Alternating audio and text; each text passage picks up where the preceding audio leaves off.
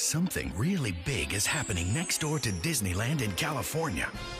Heads up, everybody. We have a new neighbor. Oh no, the world ends at the gate. Disneyland's flat. Not from this coordinate, Miss White. Aha! They're from California. Ooh, nice limo. Is there a prince inside? Sorry, girls, but any interest in a very large bear?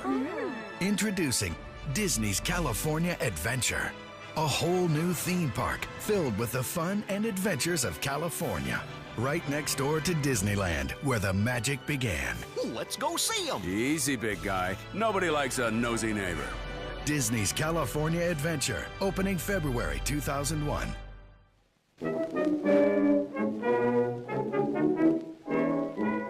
When Disney's California Adventure opened in 2001, it had a much different look than it does today.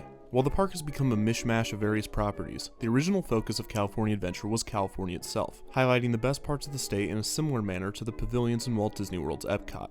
The aesthetic chosen was a hit or miss for park guests, as it straddled the line between a charming, idealistic view of the state and being flat-out tacky. Looking at the entrance to California Adventure from a distance, it was designed to resemble a postcard. Giant letters spelling California were lined parallel to the gates. To both sides were massive mosaics depicting various geological structures found in the state. At the time of completion, this was the largest ceramic mural in the world.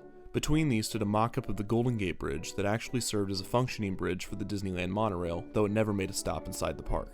Once guests went through the gates, they'd enter Sunshine Plaza. This served as the main hub of the park and housed multiple shops, restaurants, as well as guest facilities. Near the entrance to one of the park's four lands, Golden State, sat a replica of the famous California Zephyr train. At the end of Sunshine Plaza stood the sun icon, which sat on top of a wave fountain in a large pool of water. The 50-foot-tall sun icon, symbolizing California's abundant sunshine. The sun sits atop 9-foot-tall, 52-foot-long perpetual wave fountains. You can guess what that symbolized. Surf's up! This served as the final piece of the California postcard. From just the right angle, it appeared as though the sun was setting just behind the Golden Gate Bridge. The thought of a Disney park's entrance and hub area being completely scrapped and changed seemed strange, but by 2007, just 6 years after the park opened, it was becoming painfully obvious that the park needed a major overhaul if it was to fit the Disney standard. The newly appointed CEO Bob Iger was quoted as saying, "Anytime you do something mediocre with your brand, that's a withdrawal. California Adventure was a brand withdrawal." California Adventure cost an initial $600 million to build. The new redesign and expansion was announced to cost $1.1 billion. What saw the most change with this revamp was the complete gutting of the entrance to Sunshine Plaza. A new entrance was constructed to resemble the Pan Pacific Auditorium, which may look familiar to Walt Disney World fans, as the entrance to Hollywood Studios was also heavily inspired by the building's design. The California letters were removed and donated to Sacramento's Cal Expo, where they still stand today. Major portions of the California Zephyr display were donated to the Western Pacific Railroad Museum. The sun icon was scrapped altogether alongside the rest of the theming in Sunshine Plaza.